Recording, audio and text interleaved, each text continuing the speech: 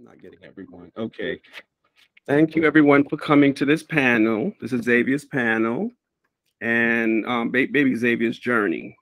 My vision was just to bring professional people together and talk about mental health in all different levels of the aspirin. And I'm glad everyone who came so we can talk and have a conversation, because in the African American and the African Caribbean, we sweep things under the rug. And when I watch TV and see mental people doing things, people are just out of control. So I'm glad that everyone that came today, this evening, that we can sit down, all level of different professions, can talk about mental health. And I'm so happy that we're here today to do this. And anyone that's going to be watching this on YouTube or Facebook or wherever the platform is, they'll get resources and help how, even sitting down with a professional just to say, I need help, or some kind of resources. So I'm just thinking, my vision is just coming together, talking, and we can move on from there and give some kind of help and resources and move on. So, okay. And the thing what I want to do is, could everyone introduce their name? Well, say your name, your title, and what's your background.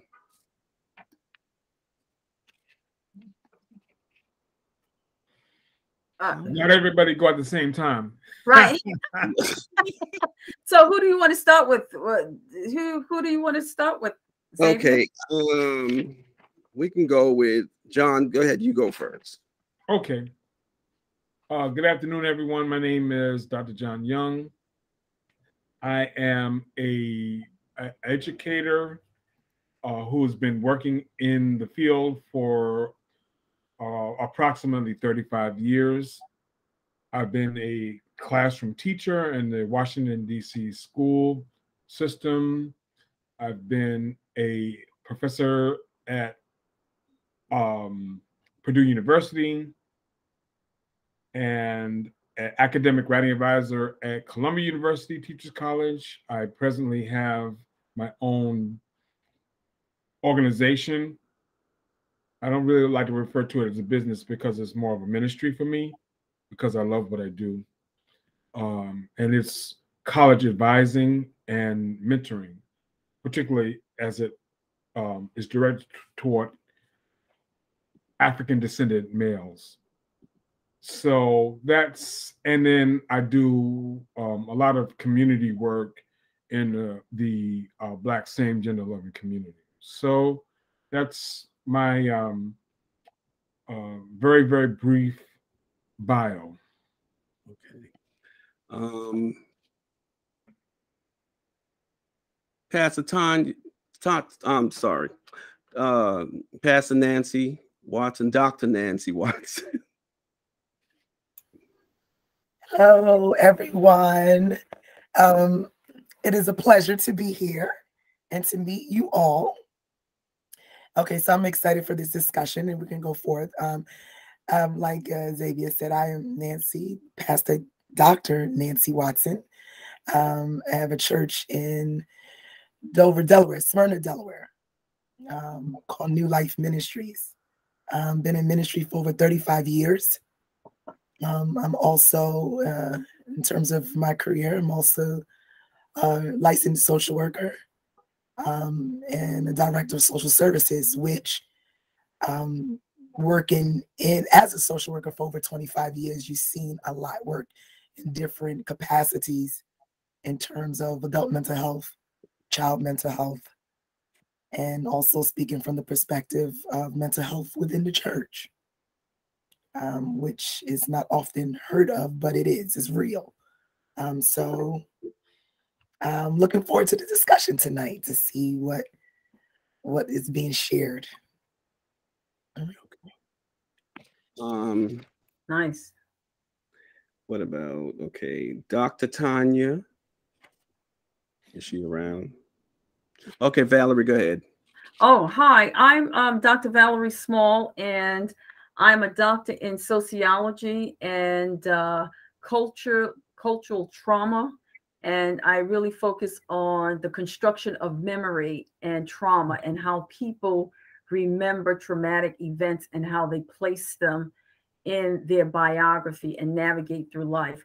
I also work with my main passion is working with the underserved community, which are many communities, but one at the top is domestic violence survivors. Okay, both men and women.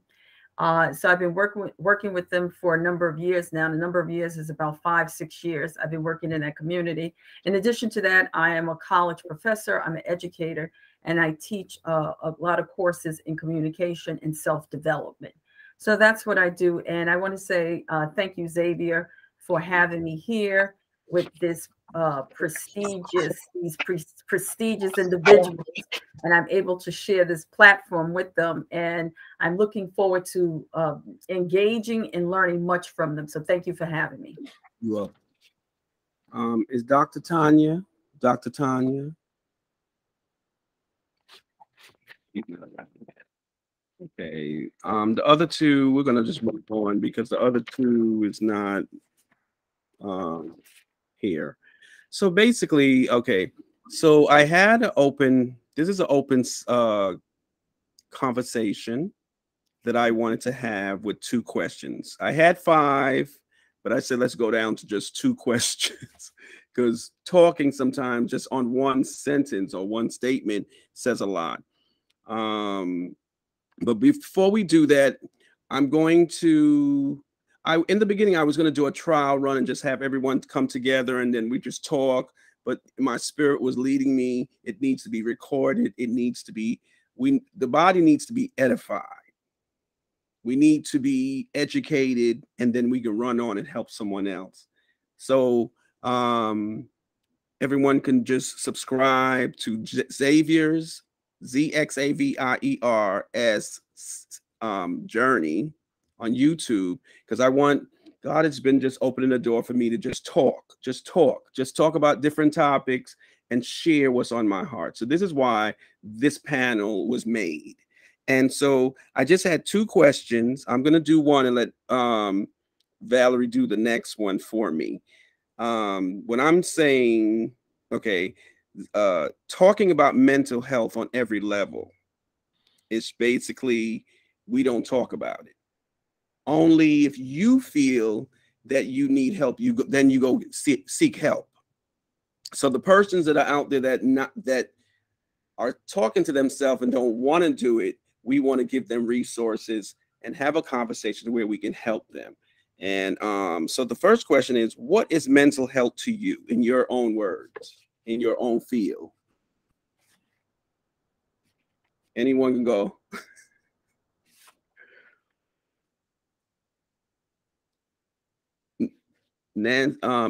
Valerie, you're muted. Oh, wow. Okay, so I guess I might just lead the way with this a little bit. And I'm glad that Dr. Young and Dr. Watson is here again, so then they can help us all navigate through this. So from my perspective, from the point of view with dealing with trauma, what is mental health? Mental health for me, when I am speaking to individuals, I usually deal with people that have experienced some type of trauma in their life. And again, I'm talking about, it could be as far as domestic violence, and I'll just stay there because that's my background with working with those individuals. So the traumatic event, Xavier, is that they were engaged in a relationship that was outside of what we quote unquote would say normal, and it had affected them in the way that led them to probably experience some emotional, physical, spiritual, social trauma that interrupted their normal course of life. So when we're talking about mental health, when we and dealing with those domestic violence survivors, we're talking about individuals that have had a shock, some type of emotional trauma, shock. And again, it's physical, and sometimes it gets physical. So the trauma could be physical, as I said, it could be emotional, and it could be mental. So that's what it looks like for me and how I would place it. And then I come aboard and I deal with them in the areas of now recovery with and approaching it. How are we now with self-development? Okay, we have to redevelop some things that they probably had lost. Okay, self-esteem, self-confidence, and those things. So that's what I would say. What about you, John? Dr. John? Well, first of all, I want to be transparent that I am not a mental health professional. I do not have any credentials in mental health. I'm not licensed. I'm not a licensed therapist. I'm not a licensed psychiatrist or psychologist. So I'm speaking from my experience of over 30 plus years in education, and how interacting with primarily adolescents and adults, young adults, and observing their behavior and doing outside reading, how that has informed my practice in terms of delivering educational services to these people. So I think that mental health revolves around equilibrium, having an equal or a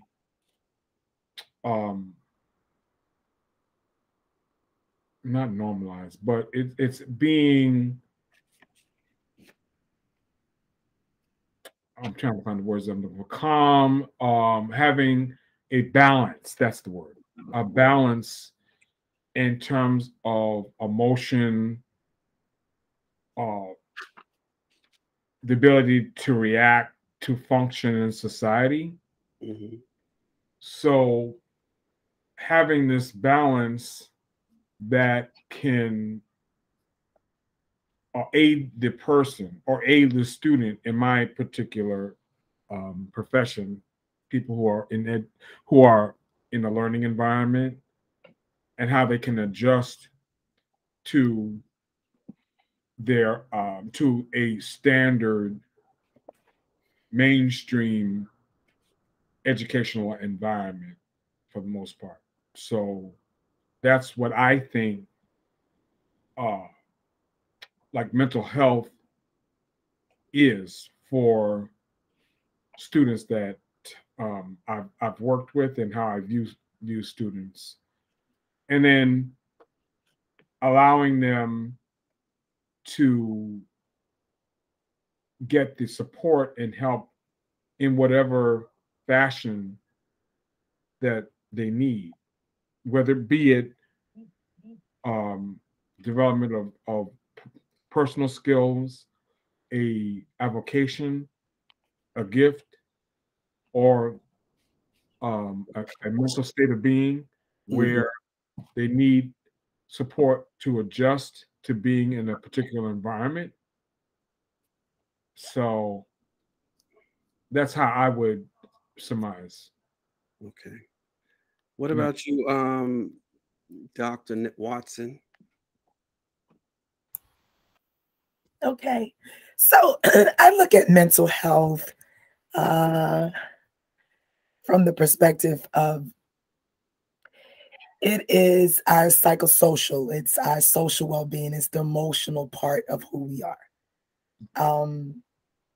And mental health, it's important because it comes from various stages of our lives. So from childhood to adolescent to an adult, we go through the stages of mental health. However, the tool of mental health is, how do we handle life stressors appropriately? And how we handle them will determine will bring an outcome. So I like what Dr. Valerie has said, that, you know, you go through trauma.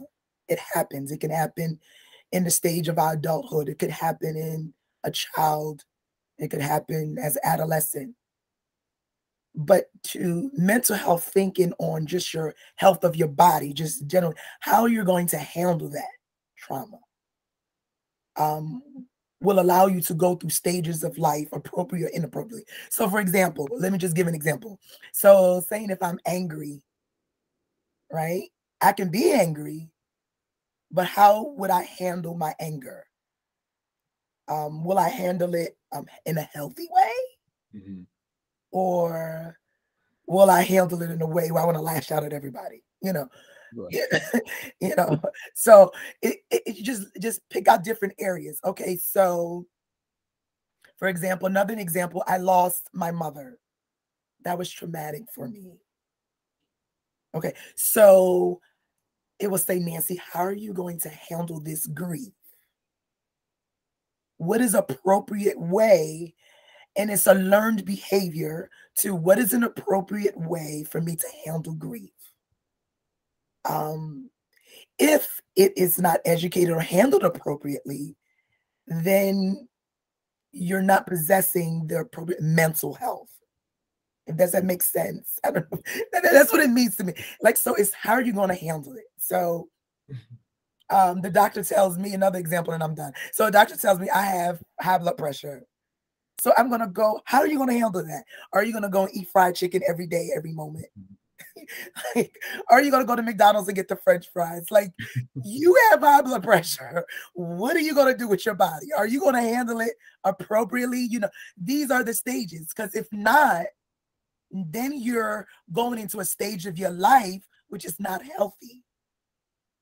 So then they're going to take me more medication and more medication, more.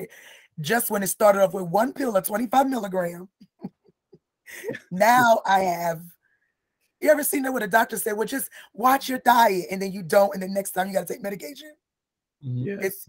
It's the same thing with mental health. How are we going to handle ourselves appropriately when the stressors of life or trauma do exist? And it will. Yes. It will. So how are you going to handle it? So then I have a question. So then I have another question then. So what is trauma then? Because I'm hearing a whole lot of trauma.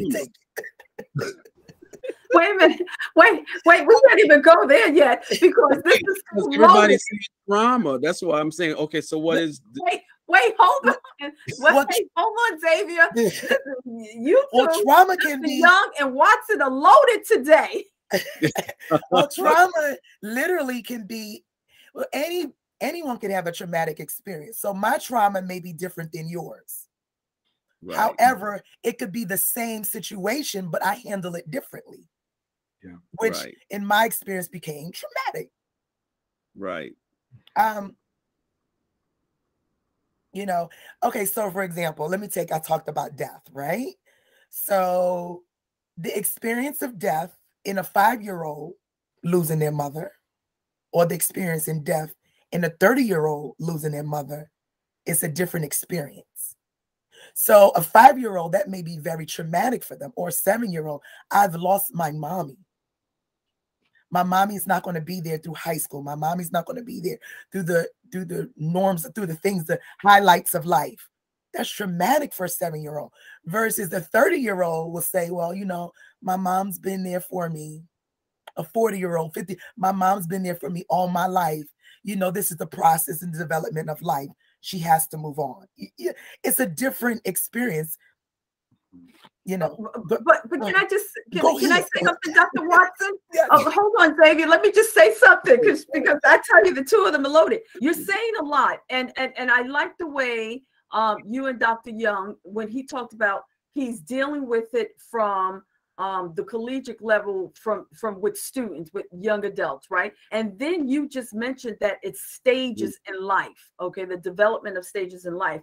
And let me just say this, from my perspective, we would hope, now watch this, we would hope and pray that someone who is 7 that is experiencing grief, and someone that is 34 or 30 plus experiencing it, that it would be different. We will hope But in some cases, Dr. Watson, it is not. And I think the key is what you and Mr. Young were saying. Dr. Young had said, in our life, we go through stages and there's steps. And if certain stages and steps have not, were not developed fully, is there, and I pose this question to the two of you, and Xavier, you jump into, is it possible that because we missed one stage or something was interrupted traumatically, that we are unable to actually fulfill some other areas in our life, quote unquote, in a normal, quote, healthy way, based on what you and Dr. Young was saying, Dr. Watson? I know that was a full question, but your responses to Xavier. Right. Xavier, you want to say anything before they respond? I just no, I love it. I love it. I love it, because what it is, everyone is okay. When everyone made their statement, I kept on hearing trauma. So I said, okay, so define what trauma is in our experiences. Like when I lost my brother, I lost it, versus other people that I've lost in my family. And so I still get emotion. So that would be, I would say, for me, that was my oldest. Oh God, it was my older brother. What happened here, Lord Jesus? What is going on today, Lord Jesus? Sorry. Like when my brother died, it's like I went through stages of, I thought about grief. Stages of grief. That's grief. It's Kohlberg stages of grief. Right. And even today, it's been 3 years. I can watch something on the TV and tears come down like a flood. And then something else can come on, or someone said something. I'm laughing, and I remember something that me and my brother laughed about. And so I'm grateful for the waves of grieving, because some people think you should just grieve because for the rest of your life. No, it comes in stages. And I thank God for good friends and family members that we can remember the good times and live every day. Okay, so y'all go on. So the trauma now, I'm hearing trauma. Okay. So Dr. Young, so Dr. Young, then you go. So let's get this, let's say what it is by definition. Trauma is, by definition, is an interruption of your normal life, a pattern that you had that was consistent, and is an interruption by something that caused distress. Okay. So let's say that. So we're going along our life the way Dr. Young and Dr. Watson has said, but then there was an interruption, and whatever it may be. And I like the fact that Dr. Young is about to elaborate on grief, because that's something major, because I lost my mother when I was 4.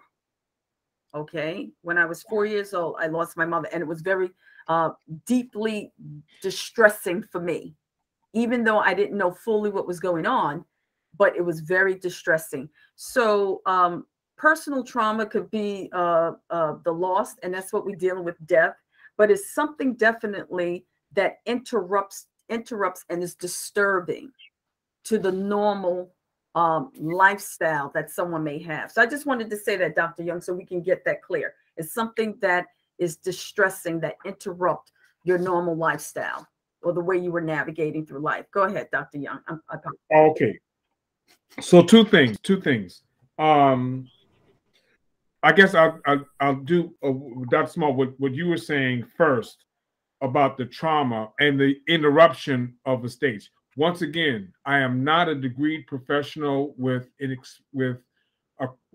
license or experience as a caregiver provider, as a therapist or psychologist. So this is just coming from my personal experience. So I definitely want to make sure that's absolutely clear. No, that's okay. That's okay. That's why I said you can do it on, we could talk about it on personal works, or even by life experiences. No, so, but the reason why I'm saying this is because I may make a recommendation or a suggestion, and I don't want to be sued legally because I got on here and said something and somebody did something and then got in trouble, and they said Dr. Young said this, that, and the other thing. So for legal purposes, that's why I'm saying this.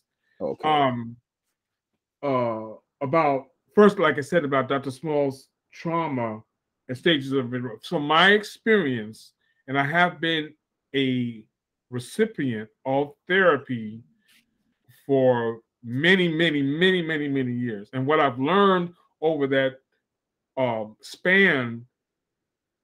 span of therapy is that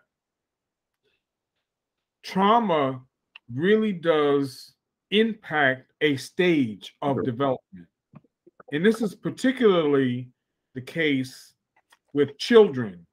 When children experience trauma where there is a break or interruption or some sort of event that happens that interferes with their normal stages of growth and development, that can have a lasting impact, or it does impact that particular child through adulthood, through middle age, even in some instances, the senior stage of life. And for many African American people, because of a whole variety of things, a whole variety of experiences and cultural, as Dr. Watson does, talks about, or is it Dr. I know either Small or Watson, you deal with culture. Which one is the cultural person? I do culture. Oh, yeah. But Dr. Watson does too, because she's a pastor in the church. So that's culture. Oh, okay. So yeah, right, exactly. Because they have a lot to do with it. The training, the thinking, and most importantly, the beliefs and philosophies that are formed will dictate as to how that trauma, either recognized trauma or unrecognized trauma, is addressed or not addressed. So I think that was a really very important point that Dr. Smalls made about the interruption of growth and development or some sort of event. Now, the second thing I want to say about Zxavier about grief is that grief is never ending. Grief can take shape and form over the lifetime of a person, and that we all hear, or most of us have heard the pithy maxim about don't tell somebody how to grieve, because don't tell people how to grieve, or don't tell people they should cry, or you never, what my therapist used to say, don't shoulda on people. Right. Don't shoulda on so-and-so. So you should do this, or you should do that, or you should do the other because your grandmother died, or your father left you, or whatever the scenario is. But particularly like with grief, like, oh, well, how come you haven't cried? I didn't see you. I saw you at the funeral and you weren't crying. Or get on the phone and say, oh, girl, did you see so-and-so? They were like, oh, well, blah, blah, blah, blah, blah. You know, I wonder what's going on. Gossip. And so it's so understanding that people grieve all sorts of ways. And that grief can, as you said, Zxavier, you could be watching a TV show and not even think of whatever. Then all of a sudden you were triggered by something you may have seen or heard or whatever, and you just start laying out bawling. Or you might start talking about somebody, and we're talking about whatever topic it is, and then, oh, I remind, my dad used to do that, or my mom used to do that, and I miss her because she used to do the same thing, or say the same phrase, or cook the same meal, or whatever the item is. So I think that your grieving may never end. It may never end. It may not end until you end. So that's what I just wanted to address to what you were saying about grieving. Right. So they're triggers. In essence, they're triggers. Right. They are triggers. Exactly. Right. They're triggers. Xavier, can I just ask Dr. Watson? You have the floor. Oh, no. Dr. Watson, based on what Dr. Young just said, how does that show up in the place of church? I'm so glad you asked that, because I was making my little notes so I don't forget. Honestly. Tell it. You better tell it. You know, he mentioned something about recognize and unrecognize trauma experiences. So, for example, someone or grief. Right. People, what I realized in the church, people handle grief differently. Like you have outlined, Dr. Young. And Dr. Small, you mentioned of how people handle trauma, the stresses, this distress and the disturbances of life. And what I find, they go on and on in life, and they exhibit behaviors which have become a norm. Mm-hmm. And they have not dealt with the grief or the trauma. And what I find is that members, or generally people of a whole, just being in the church all my life appear to be, that they do not even recognize that I am dealing with this trauma. That no one has ever came to me and just asked me a simple question: are you okay? Literally. And they go on, and then they exhibit these behaviors and develop these personalities. And you're looking like, you really need some help. And I find that literally, and I find that in the church, we tend to become spiritual with it. And we say, and we categorize it into words such as it's a spirit, or it's or you in so many different words. And where you look at them, you say, they just haven't talked to somebody about that issue or that trauma that happened at 10 years old. Right. Or dealt with the loss of their daddy, their mommy, their grandmother, whatever, at 5 years old. And they go into this shell. They become introverts. They go into the shell, and they develop all these. That's just Johnny. They just quiet. No, Johnny is not quiet. Johnny is just dealing with something that no one ever saw. He misses his mom. He misses his mom. Oh, Johnny need prayer. He ain't acting right. No. Johnny need a little help. Come on there, Johnny. Give me a hug, baby. You need a little help. And you'll look over that. And it's so sad. So sad. Because now they grow up to adulthood and no one is recognizing that Johnny's just dealing with trauma or grief. I tell you, it's sad. So Dr. Watson, hold on, Xavier. Let me just ask you this. So in the church, we're dealing with spiritual trauma, and we don't even know it, and we're really not dealing with it. Yes. And in addition to that, let me say this. Let me ask this, because I wrote this down as you were speaking. Then we grow into adults, and the expectation we want from our spouse is to be our trauma counselor.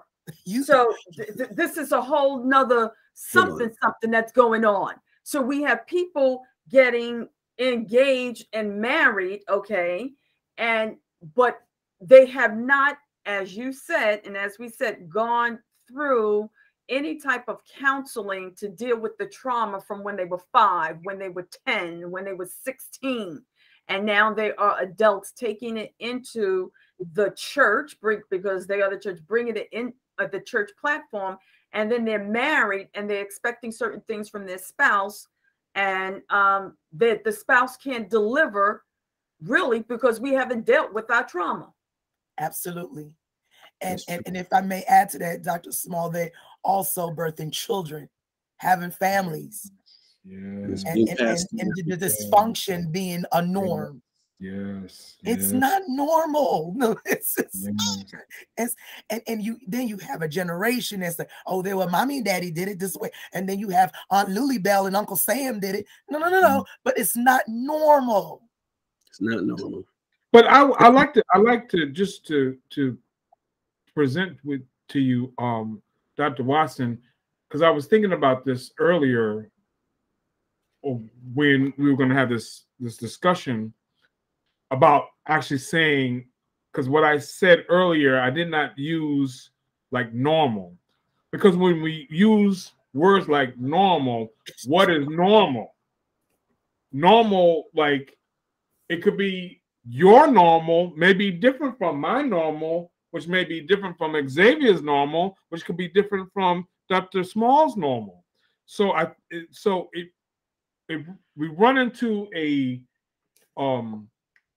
like a quagmire or a little bit of a whatever when we start saying, okay, well, so-and-so's acting normal. So I think it's like what I was saying when I first started talking about societal norms, because societal norms dictate what you're referring to, like quote unquote, what's normal, and how people are supposed to behave.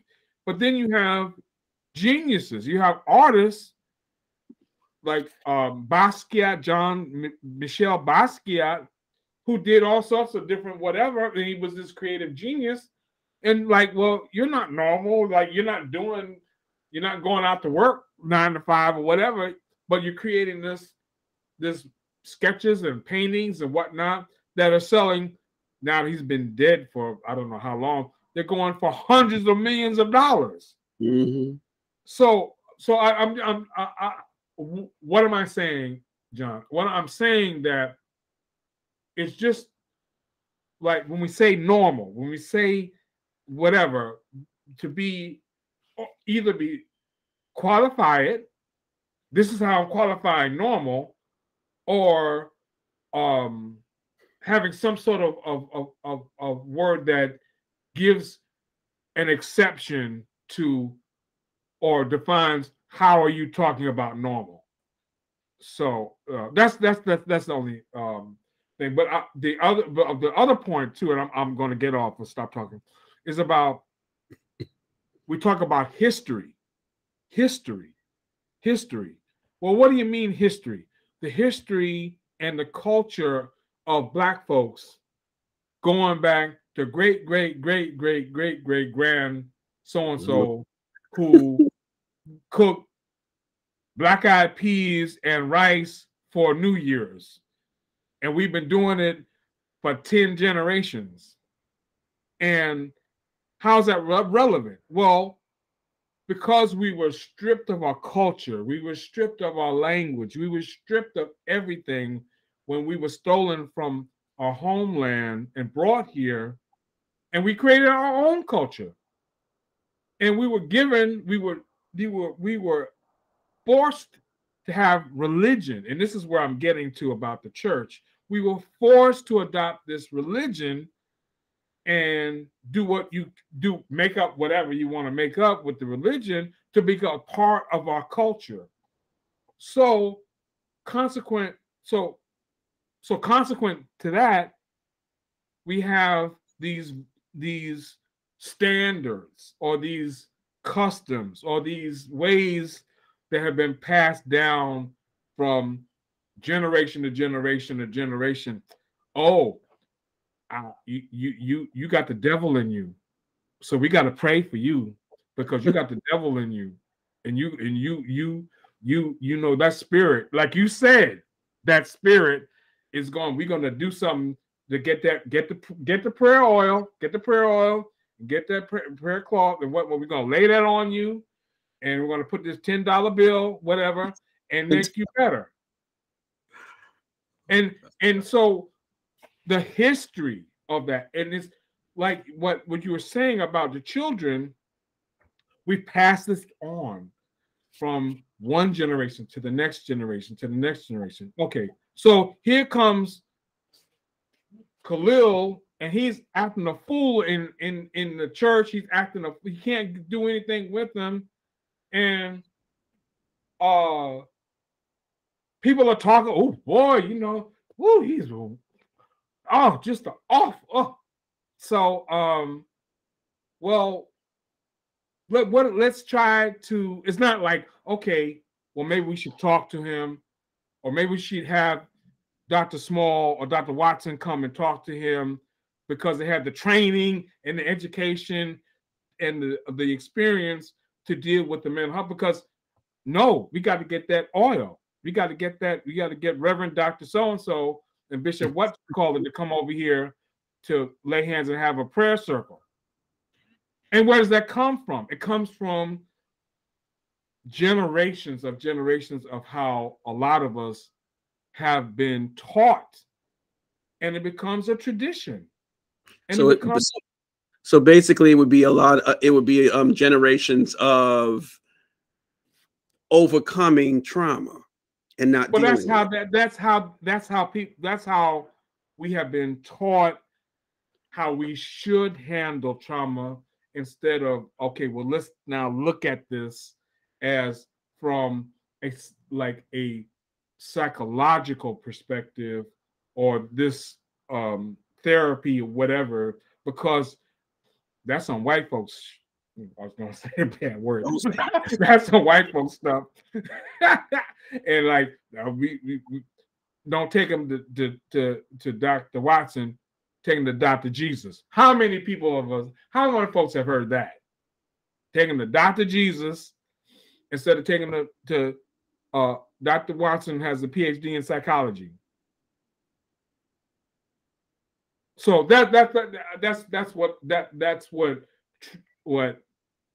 brought, I guess it brought the spirit out of me when she said what she said, because our history of being in this country and being indoctrinated with religion and all of that has really impacted to where we are today.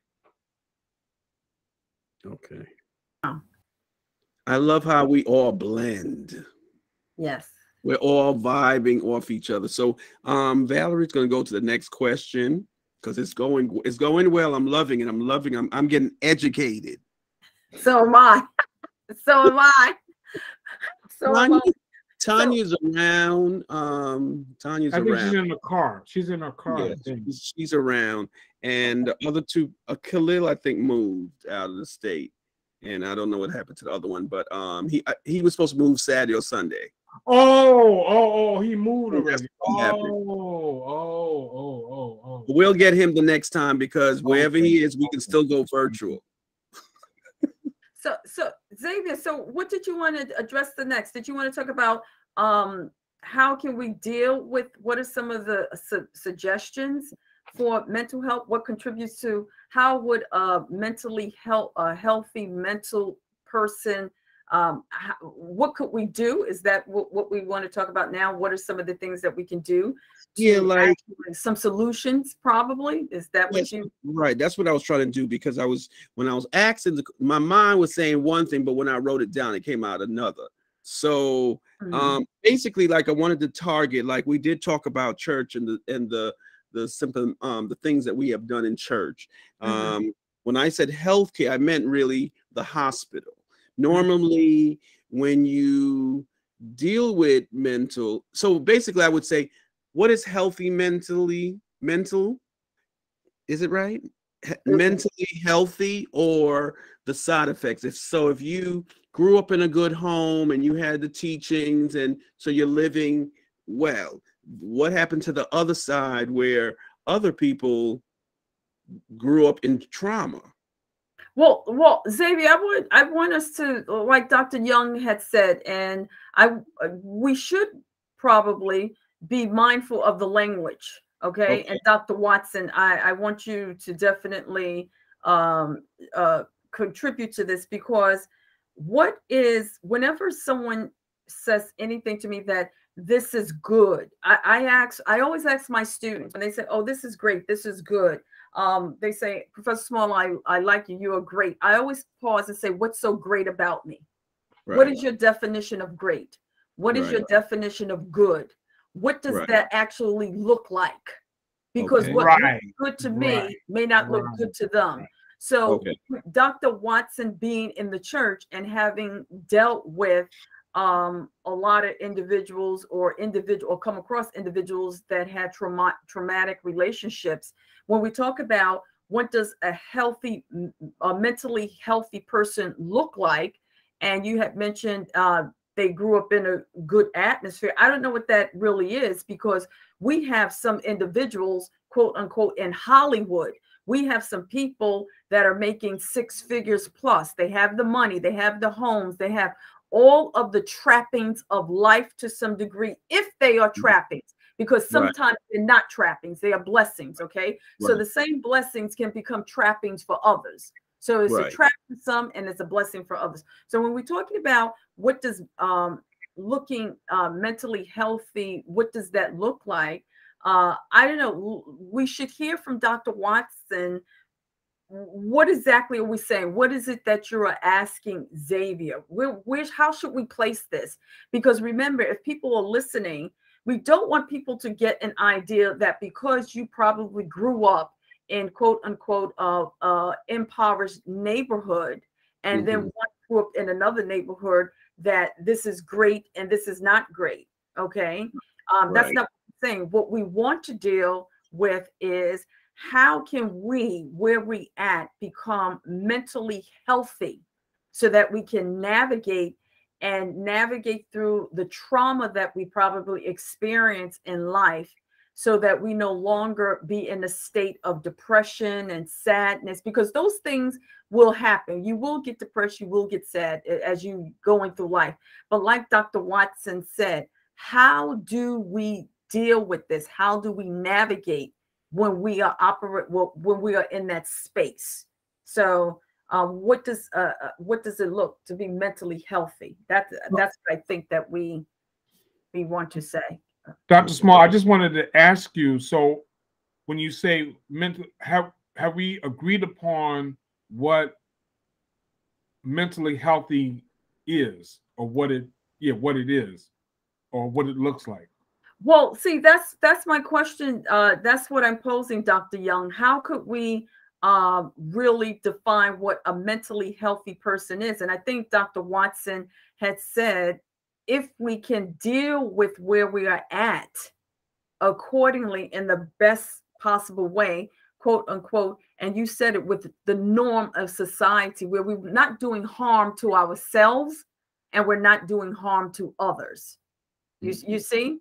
Yes. That's what I would think in terms of, am I in a state of mind, Dr. Young and Dr. Watson and Zxavier, am I in a state of mind that the decisions that I'm making are not causing harm to myself and to others?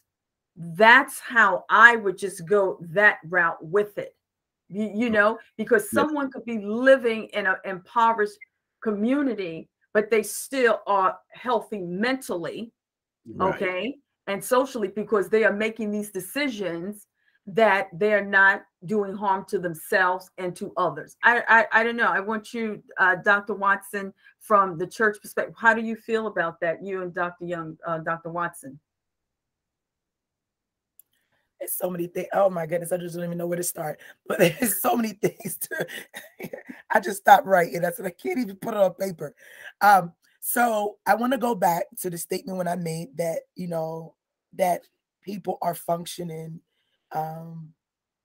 in ways that are not the norm. So I go back to it like a doctor. If you go to a doctor and you know your temperature is 104, the doctor would say, well, do you feel better now after I gave you medication? Okay. And the person said, well, I feel better. So you feel normal now? Yes. You know within yourself when that temperature have been risen. Right. Okay. Now, I don't know anyone that would like to walk around with 104 or 102 temperature every day. No. You know, and some people say, well, that's my normal. I always get a fever. No. Fever indicates that there is an infection or something in your body. And that's the same naturally where I take it in the same context. Mental health, you want to maintain a balance. The Latin word T square, you want to be able to come and meet all ends. You want to be able in your life to meet all ends, meaning that if I've gone through trauma but I'm sleeping all day, wake up in the morning, I sleep. Go to bed at night, I sleep. That's all I do is sleep. You can't go anywhere outside. Okay. Is that a norm for you? Is that how you want to live? Well, because I just don't feel like it. I don't feel like eating. I don't feel like taking a bath. You have now interrupted daily activities of daily living. Okay. We all know you need to take a bath in order to be clean. We all know you need to eat in order to be healthy, to keep your physical body functioning. When somebody does not do these things, that is not the norm. No. Because a plant needs water and needs sunlight. You do not give a plant water or sunlight, they will die. Okay, so speaking in that context, okay, normal meaning that you need the necessary things in order to survive. When you are not meeting those needs, okay, that is not normal. Okay, so now that's one aspect. When you come to the church in terms of culture, there's a variety of culture. I mean, Dr. Young, you mentioned in the church, you have everything. I mean, what consider a norm in certain cultures of certain churches or religion-based or spiritual-based organizations is very broad. Okay, so you could have one religion where they believe in using oil, and whereas another religion believes in using water. Mm-hmm. I mean, whereas in another religion they believe in using fire. I mean, if that's your culture, if that works for you, that to meet the square, okay, back to the Latin word, to bring to your ends, that works for you. So if you're saying that if I pray for this person and I believe through the prayer that they're going to be healed, if that's your belief, if that's your faith for you to produce this norm, then God bless you. That's the best way I can say, because everyone have their culture and their own belief. And I would dare not touch that, because if that's your belief, and some people, some cultures really believe in prayer, whereas some cultures do not. They believe in holistic medication. They believe in chanting, and that works for them. That's where they be able to get their peace, and they hold some to deal with trauma or grief, So it depends on that culture of belief. I just want to share that piece. So Dr. Small, I guess what you're saying, when you deal with mental health in the church and how to deal with it and how to become better, or how to get to a medium, it depends on that belief of that person, the belief of that person. And again, there's a lot of beliefs out there. There are a lot. But again, it's what can I do to help you so you can go from point A to point B, so you can become whole. Okay. Dr. Tanya, you on mute. Unmute yourself. I enjoy being in the dialogue and in the conversation. And I think that what is difficult for me is the idea that we have any kind of solution that has just one prong. And solutions require a multifaceted approach, so that whatever your faith is, you delve into that faith. But you also understand that pain lives in the body, and that you have to do certain body practices to get rid of that pain. You also understand that there's some people who only approach this from a cognitive place. They don't have a relationship with God. They don't have a relationship with their body. They only do the work through thinking. And wherever people are, that's where you interface with them and then try to bring in a multiplicity of healing modalities. And I'm always about solutions, about how is it that we deal with it, because I think that in our community, we recognize it, we know it.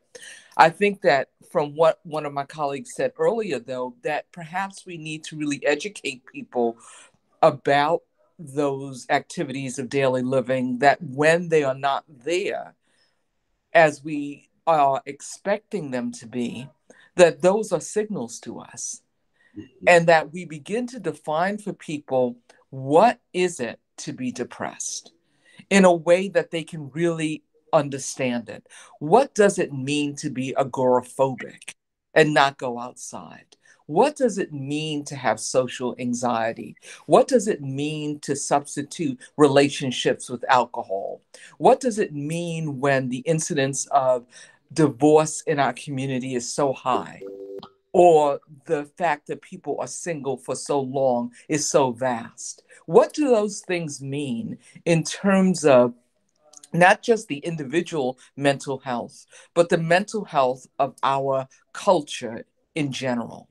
And I think that in order to get to rooted answers that make sense, we have to define for people in language that is real and embraceable what it is that we're talking about. So, the place that I start any discussion about mental health, emotional well being, spiritual richness is with embracing the person who comes into my office and finding out from them, how do they sleep? How do they eat? What is their exercise like? What does their family tree look like? Because I'm a family physician, and one of the ways that we were instructed on doing good medicine was to look at family and to use the knowledge about family to interface with the human being that's in our office. Mm-hmm. After you do the family tree, after you do the social habitus, after you look at the work history, after you look at the sleep and exercise and nutrition, then you get into the meat of who it is that that person before you is. And then you begin to look for those mind-body disconnections. And when you see those mind-body disconnections, you don't stop there. You begin to probe a little deeper. And I'm saying that this is not one visit.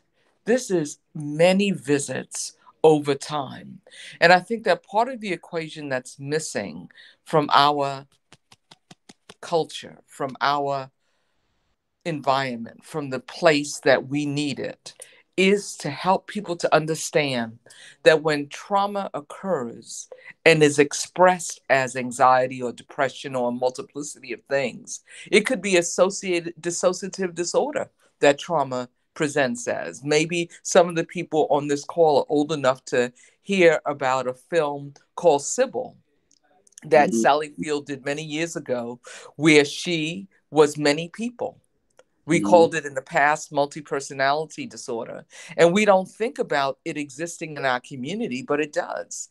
I have several people in my practice who have what we call today dissociative disorder.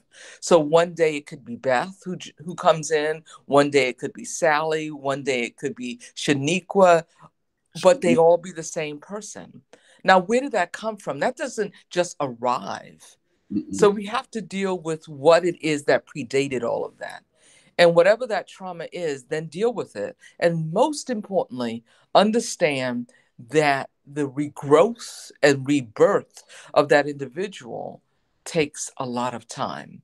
Dr. John Young spoke earlier of being in therapy for not a year, not 2 years, not 4 years, but a multiplicity of years.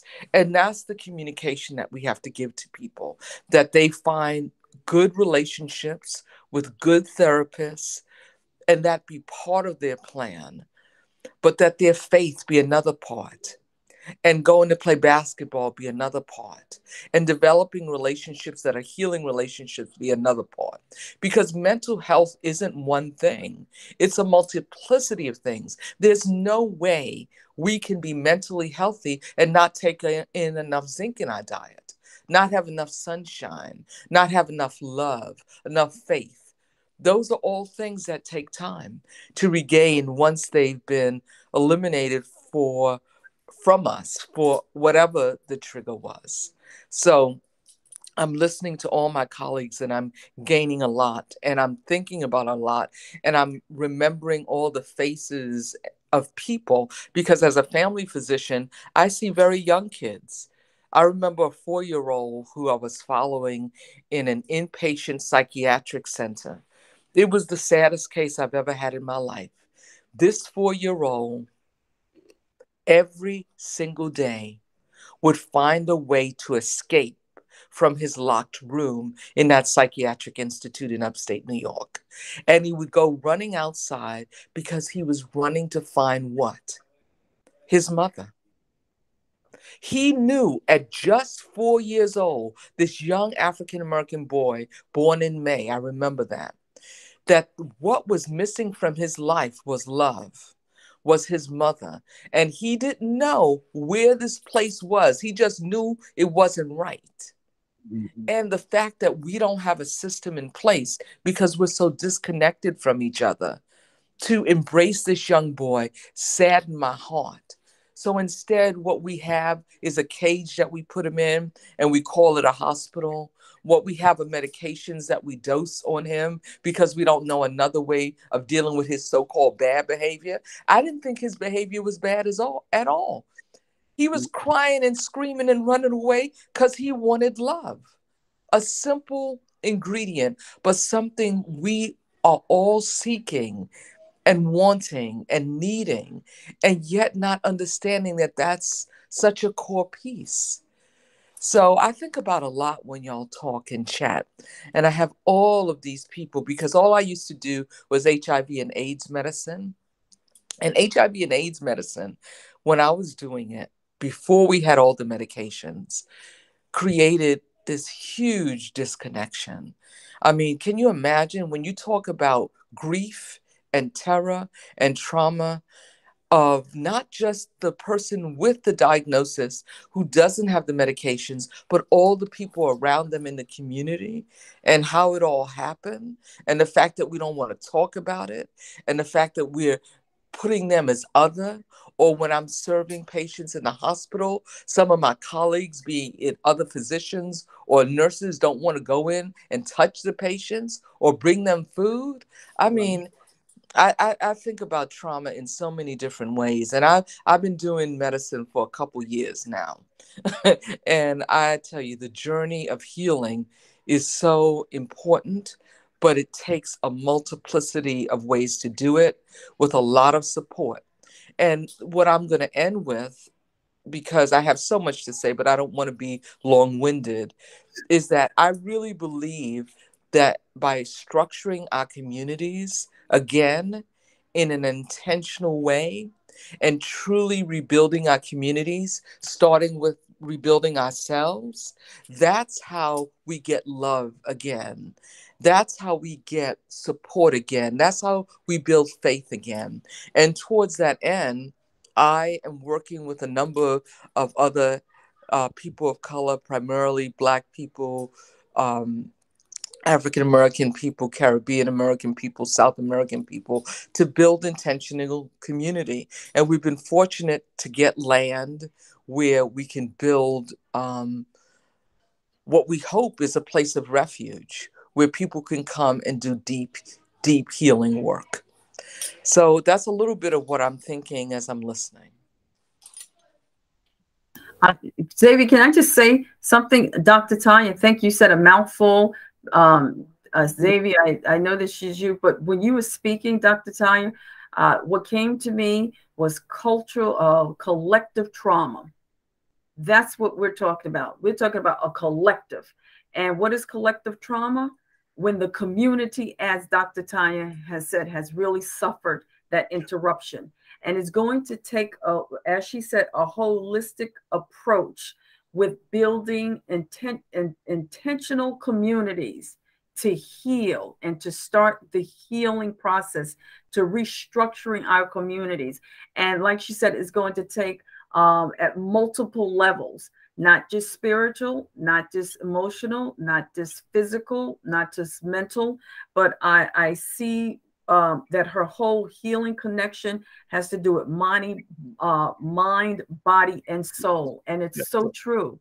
All of these are connective, and it's not one way of getting a healing. But I have to say thank you, Dr. Tanya. I have so many notes written down, and you are exactly right. Pain lives in the body, and that's how we are responding. When something trigger, we're really responding from a place, a lot of times, from pain. That's what we're responding from a place, or reacting. Because when I teach, I say there's a difference between reacting and responding. And a lot of times we are reacting as opposed to responding to some degree. But as Dr. Tanya said, that's what we're actually doing. And it's the pain in the body. And I just wanted to say that. Xavier, back to you. Thank you, Dr. Tanya. Thank you. Dr. Tanya, turn on some light so I can see you, please. Dr. Tanya, thank you. But I really appreciate her coming in and giving us a full valuation of the conversation. I'm grateful for that. And so let me ask a question. Okay, we did the church, we did the school. How does targeting these areas like the home, the everyday life, and sometimes some people have to take medication. They have to, the doctors have to, you see the psychotherapist, and depending on what the psychotherapist is getting in the room with the patient, then they refer them to the psychiatrist, where medication has to keep them on a level for them to live in a daily life every day. I thought Dr. Tanya, she covered that. Okay. I didn't know. Let her continue. I didn't know. Dr. Tanya, did you do that in a nutshell? I kind of got a couple of things, because especially when she gave the example of the 4-year-old at the hospital. I mean, I didn't know. Dr. Tanya, Dr. Watson, what do you think? I mean, to that question, Dr. Young. I have just so much to say. I just believe that we are so psychopharmaceutically based because there's so much money to be made in psychotherapeutics. So I want y'all to hold that in your left hand, and then understand that there's a right hand. And in the right hand is the fact that sometimes you do need it. Sometimes when people are so anxious, so depressed, so sad, that some of these neurotransmitters need to be rebalanced. And sometimes the medications can help to do that. And so in the right hand, yes. But if we think we don't have a left hand where we have to do other things, we're wrong. It's not enough. We are human. And by the fact that we're human, what we need to thrive is social connection. And when we live in isolation and don't have social connection, that will not allow the depression to leave. I don't care how many psychotherapeutic medications you give someone, right? So we can come out with another class in another year, in another 10 years, another class. We can do all of these great things, but unless we're aligning all of these other modalities in place, like, why should I not be depressed if I don't have anything that I'm coming home for? I have to have purpose. I have to have meaning. And it doesn't even mean that there's only a certain part of your life that's true. When you're 4, you want to have purpose and meaning, even if it's just to go out and play with other children. When you're 44, you want to have purpose and meaning. And I think that one of the things that I want to reflect on is just how much, and this is a personal reflection now, how much our men have been strapped into this box. I mean, not just into the box, they are strapped in to thinking that they don't need to do this emotional work. Like, as long as they're providers, as long as they're going to work, as long as they're doing whatever society has said to them is enough, they don't feel that they have to do the other kind of work, which to me is just as heavy and just as needed as that work that I just talked about. So they're getting all these accolades for being whatever at work. They're getting all these accolades from being whatever in sports. They're getting all these accolades for taking their sons and daughters to church, but they're not doing the work. And no Or one not getting is accolades. them to do the work. And I think that when we do not allow our men to emotionally thrive and dive deep into themselves, we have lost such a crucial part of who we are as a family and as a community. And I can label and name maybe 100 men that I know personally, Black men I'm talking about, who have not done that work. And when they don't do that work, how they leave themselves when they leave this planet is sad. And how they leave their families, because love begins to evaporate when you're not holding up your end of the bargain. You can't expect that your wife, your girlfriend, your lover, whatever, is going to hold both parts all the time. You got to do your work. And too many of us are not.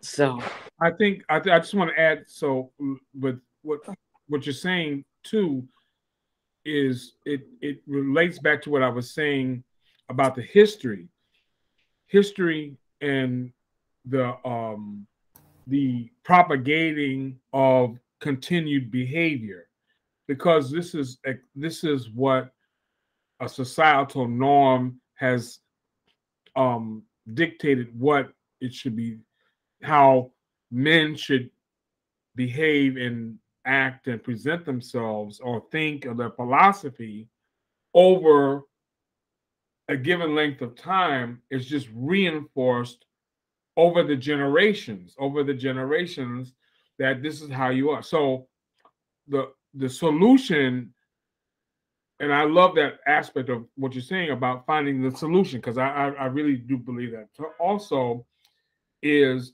trying to educate and expose, in this particular topic or area, Black men, about how to break cycles, how to break thought patterns, how to, ask why do you feel this way? Why are you not interested in seeing about your health? Why do you have trepidations about talking to someone? What's your issue? And digging deep and deep and deep to really get to like the core thought of why you have, or why a person would have resistance from getting the help, because they don't know that that's what it should be done, and it's okay. You're okay. You're okay to seek help.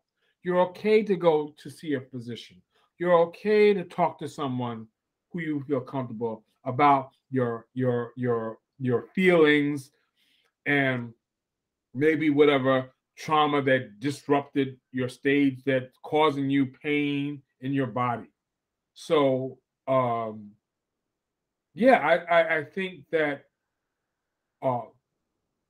understanding the history of where we're coming from, and then understanding how do we help this person try to make the beginning or initiating getting help, or just changing thinking or a thought process, is really important to disrupt,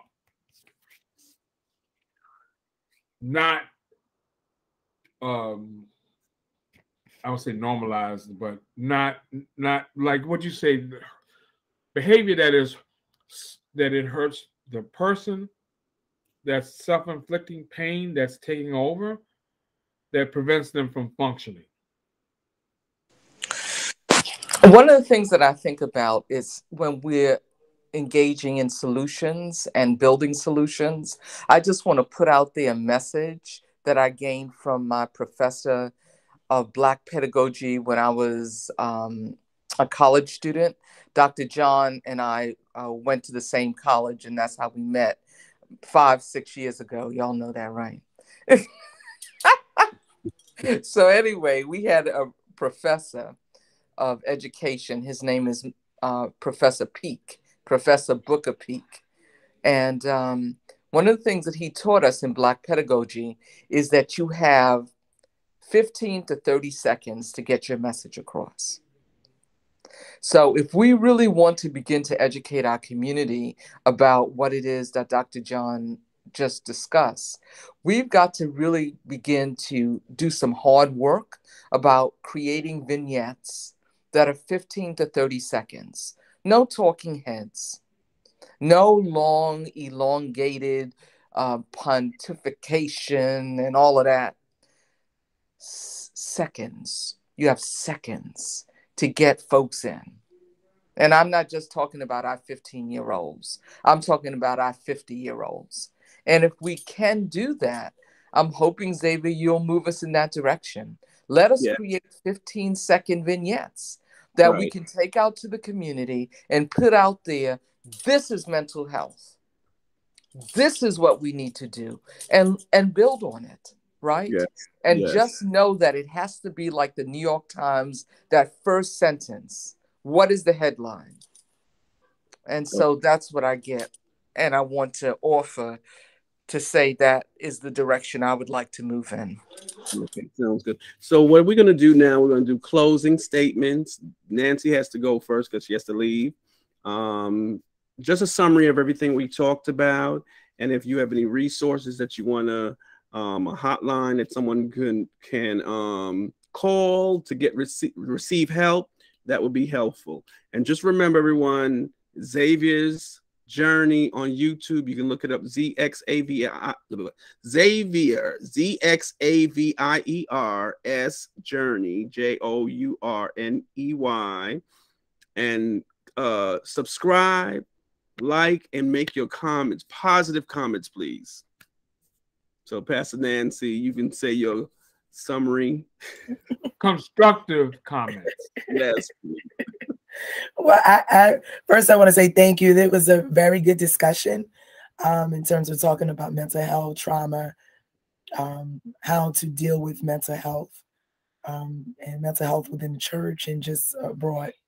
So I do appreciate each and every one in your place, and it was good discussion. Thank you, Xavier. Thank you so much for this platform. I really enjoyed myself.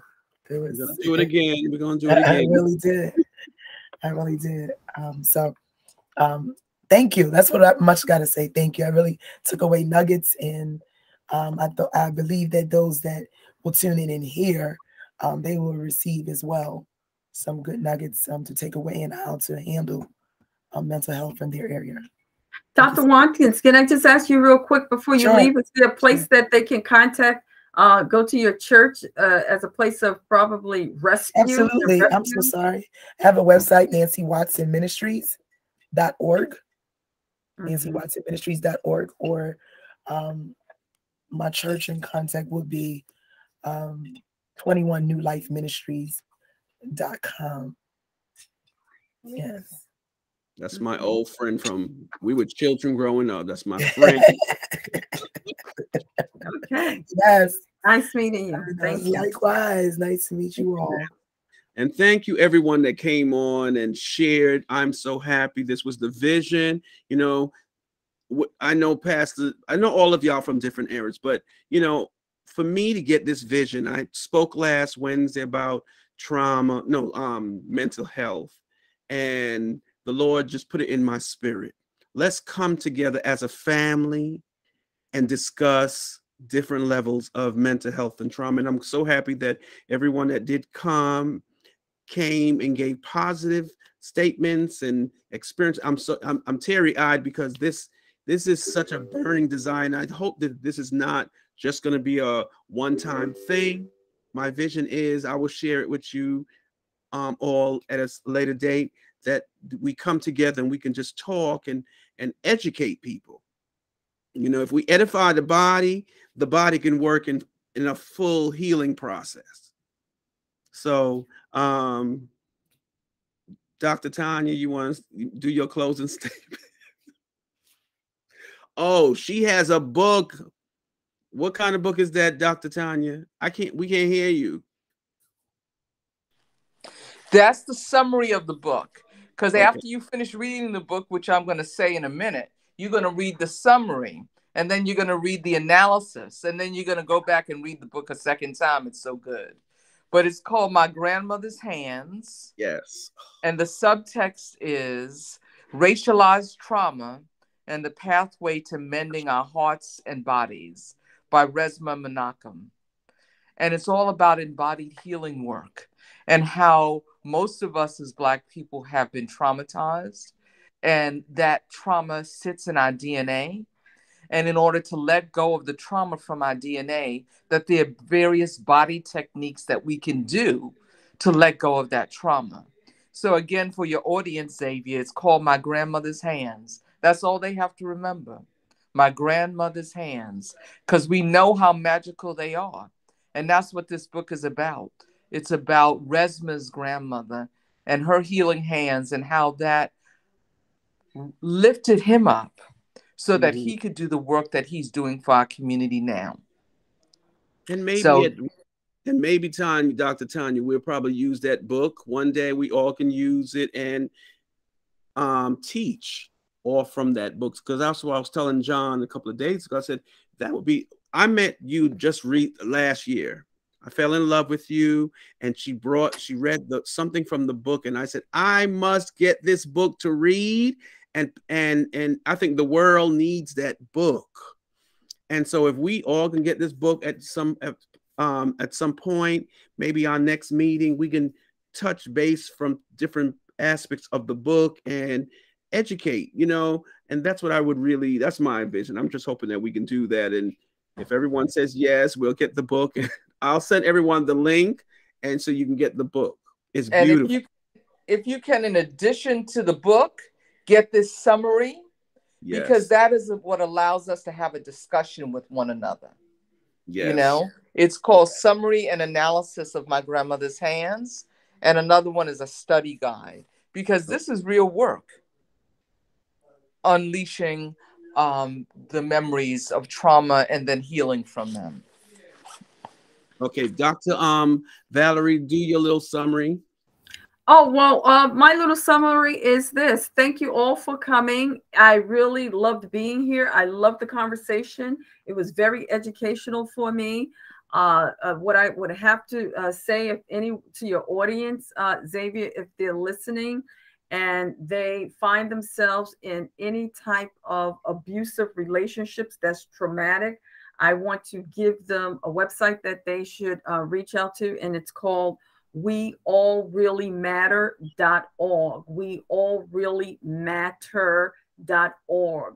And it's a place of refuge and rescue for those who are experiencing any type of domestic violence survivors, and you need help. So I want you to go there. I work with Stephanie McGraw. She's doing excellent work in Harlem, East Harlem, West Harlem, in the Bronx. She's doing excellent work. So I just want to give you that. And I want to say again, thank you, Dr. Tanya, Dr. Watson, and Dr. Young. I really enjoyed you. I really did. And that book is an excellent book. And it's going to take us as a community to come together and be whole. And trauma is in our DNA. It's there. It's in our DNA. And that's it. Thank you. And Dr. Young. Wow. That's so That's really, really powerful, Dr. Small. And it's just such a gift and wondrous experience to be with all of you and listening to all the wisdom that I've heard. So I'm just like overwhelmed. Usually I can't last more than 20 minutes, but I'll last an hour just fixated, except when I got my snack. On